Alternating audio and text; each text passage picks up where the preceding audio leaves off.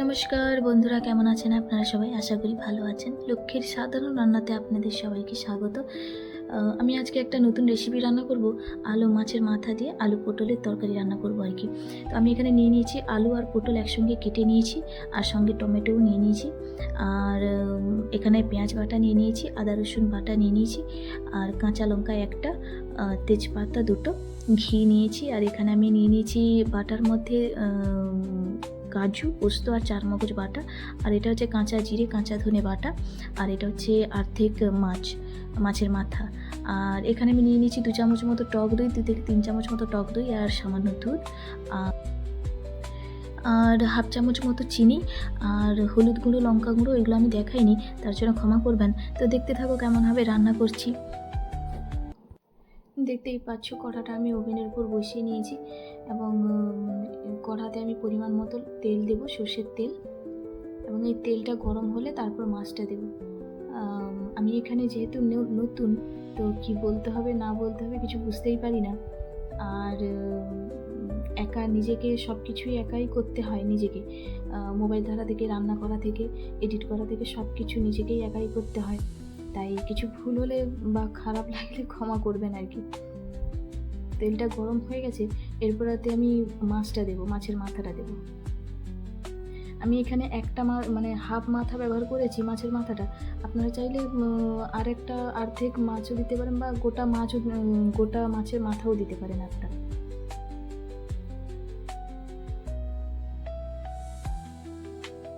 তো এটাকে আমি বেশ ভালোভাবে ভেজে নেব।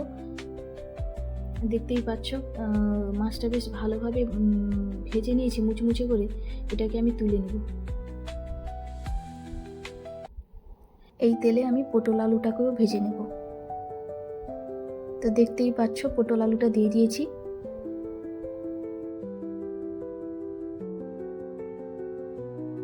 এতে আমি পরিমাণ মতো লবণ, সবজির পরিমাণ অনুযায়ী লবণ, সামান্য লবণ দিব, পরিমাণ মতো লবণ দিয়ে একটু নাড়াচাড়া করে তারপর এতে আমি টমেটোটা দিব।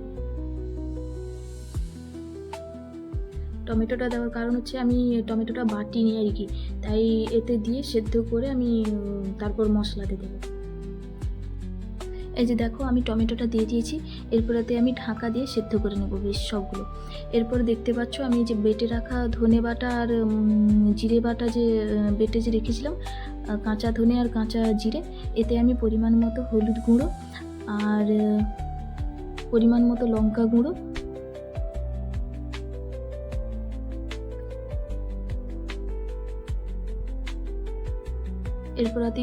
এরপর এতে আমি সামান্য চিনি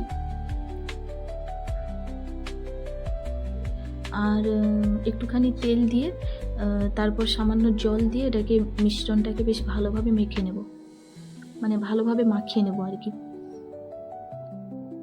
পরিমাণ মতো জল দিলাম, জল দিয়ে বেশ ভালোভাবে এটাকে মেখে নেব।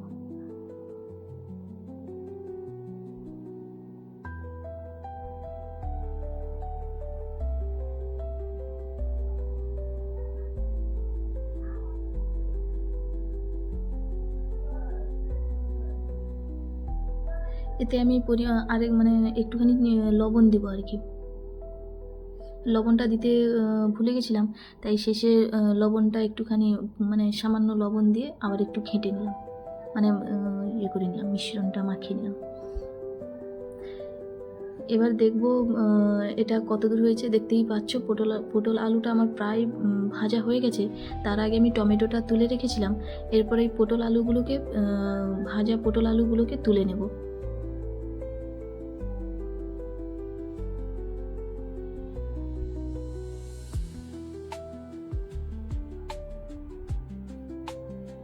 দেখতেই পাচ্ছ কি সুন্দরভাবে আমার পটল আলু, মানে আলু আর পটলটা ভাজা হয়ে গেছে। এরপরে আমি এই কড়াতে আরেকটু সামান্য তেল দিব পরিমাণ মতো।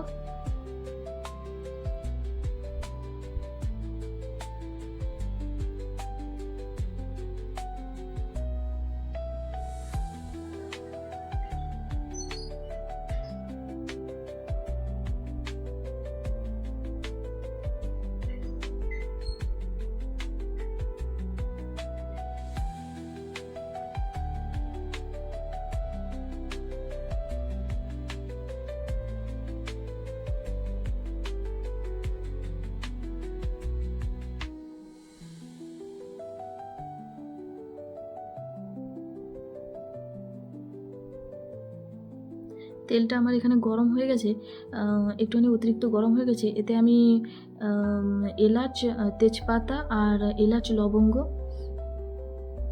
দিয়ে পেঁয়াজ বাটাটা দিলাম।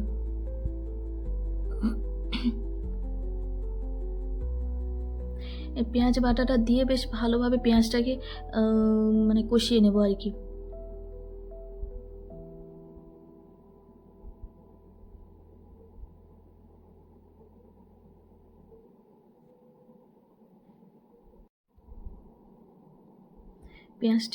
পেঁয়াজটা আমি মানে ভাজছি। তার আগে আমি একটা কথা বলছি, এটা এটা এত সুন্দর এই তরকারিটা খেতে লাগে, আমি বলবো কি, মানে আমি শুধু যে মুখে বলছি যে ভালো লাগে তাই নয়। আপনি একবার রান্না করে খেয়ে দেখবেন, তারপর আমাকে বলবেন যে কেমন খেতে লাগে। আর এটা যে কোনো কিছুতেই খেতে পারবেন, মানে আপনি রুটিতেও খেতে পারবেন আর ভাতেও খেতে পারবেন, যে কোনো মানে যে কোনো কিছুতে, যে কোনো খাবারে এটা খেতে পারবেন। খুবই সুন্দর খেতে লাগে আর কি।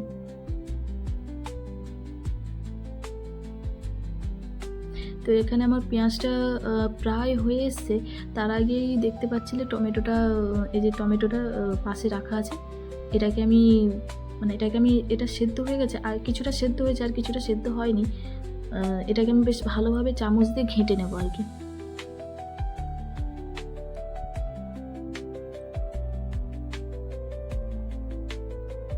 পেঁয়াজটা আমার হয়ে গেছে। এরপরেতে আমি আদা রসুন বাটাটা দেব। আদা রসুন বাটাটা দিয়ে দিয়েছি। এরপরে মানে এই মশলাটাকে আবার ভালোভাবে আমি কষাবো।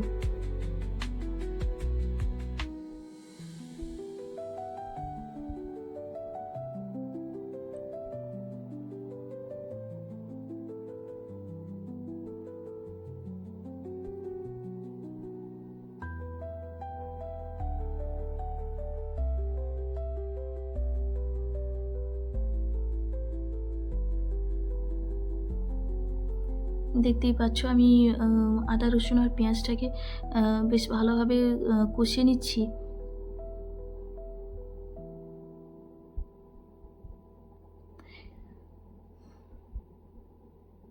এরপরেতে যে টমেটোটা দিয়ে দিলাম। টমেটোটা দিয়ে বেশ ভালোভাবে আরও কষাবো।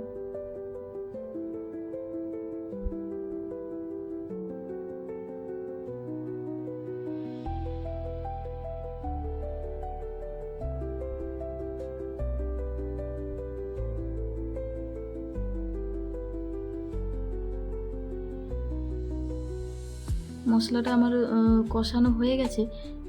এরপরেতে আমি সামান্য ওই যে পেস্টটা রেখেছিলাম, ধনে বাটা আর জিরে বাটা, হলুদ, লঙ্কা, এগুলো যে মিশ্রণটা করে রেখেছিলাম, ওই মিশ্রণটা আমি দিয়ে দিলাম মশলাতে ওই মিশ্রণটা দিয়ে বেশ ভালোভাবে কষাবো।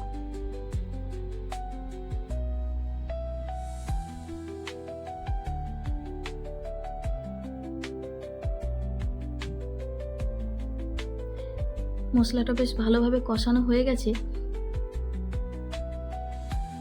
এরপরেতে আমি ওই যে কাজু বাটাটা দেবো আর কি, যেটা কাজু আর পোস্ত আর চার মগজ বাটাটা দেবো।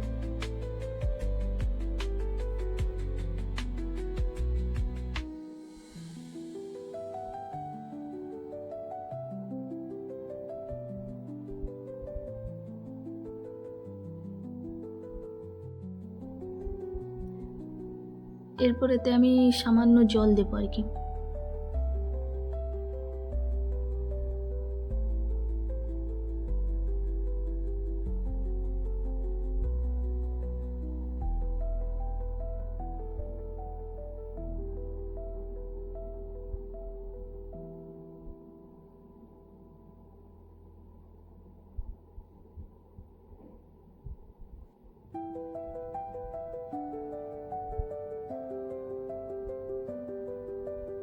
আমি এখানে লঙ্কা গুঁড়াটা মানে লঙ্কাটা কম দিয়েছি, তাই তরকারিটা লাল দেখাচ্ছে না। মানে আপনারা চাইলে লঙ্কা গুঁড়ো মানে আরেকটা চামচ দিতে পারেন।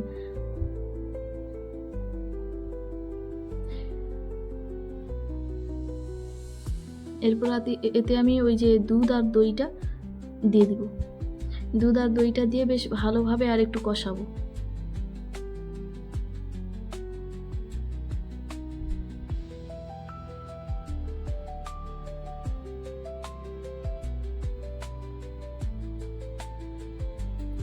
দেখতেই পাচ্ছ মশলাটা আমার এখানে বেশ ভালোভাবে কষানো হয়ে গেছে।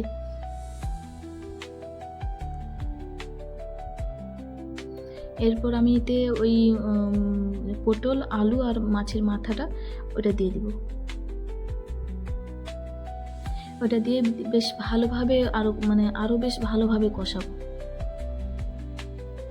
মাছটাকে আমি এখানে আস্তে আস্তে করে তরকারিতে ভেঙে নেবো আর কি।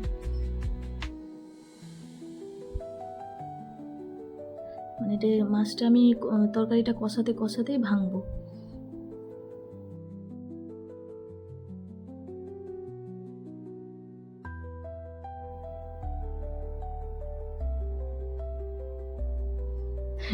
বুঝতে পারছি না কি বলবো কি না বলবো আর কি।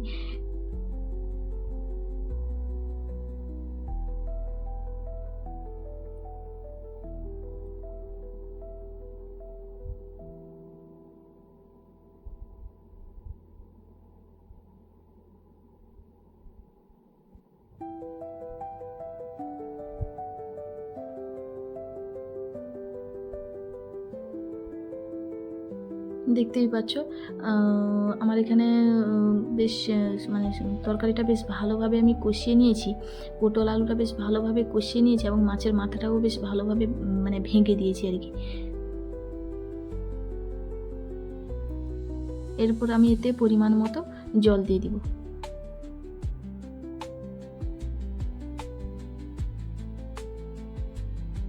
জল দিয়ে বেশ ভালোভাবে এটাকে ফুটিয়ে নেব। আলুটা যতটুকু সেদ্ধ বা হয়েছে আর যতটুকু সেদ্ধ হতে বাকি আছে এই ফুটলে তরকারিটা ফুটলে আরও সেদ্ধ হয়ে যাবে।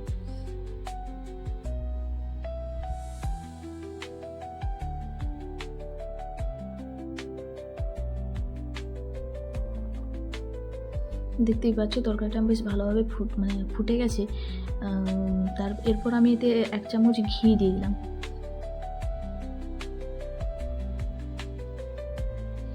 এরপর আমি এতে একটা কাঁচা লঙ্কা দিয়ে দিলাম, চেরা কাঁচা লঙ্কা।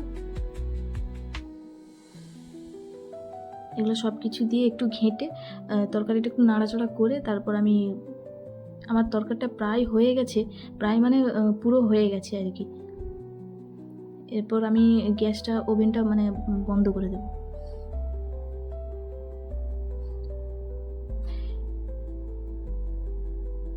দেখতেই পাচ্ছ আমার এখানে আমি এখানে তরকারিটা নামিয়ে নিয়েছি। দেখো খুব সুন্দরভাবে রান্না হয়েছে। ভালো লেগে থাকলে লাইক, কমেন্ট, শেয়ার করবেন এবং সাবস্ক্রাইব করবেন। অসংখ্য ধন্যবাদ। ভালো থাকবেন, সুখে থাকবেন।